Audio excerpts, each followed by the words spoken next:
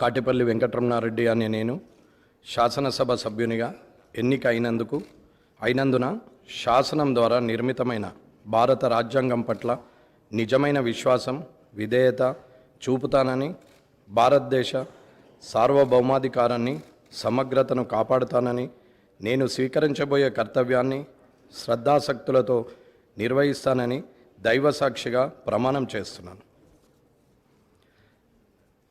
తెలంగాణ శాసనసభ సభ్యుడనైన కాటిపల్లి వెంకటరమణారెడ్డి అనే నేను సభా నియమాలకు కట్టుబడి ఉంటానని, వాటిని అనుసరిస్తానని, సభా మర్యాదలను పాటిస్తానని, సాంప్రదాయాలను గౌరవిస్తానని దైవసాక్షిగా ప్రమాణం చేస్తున్నాను.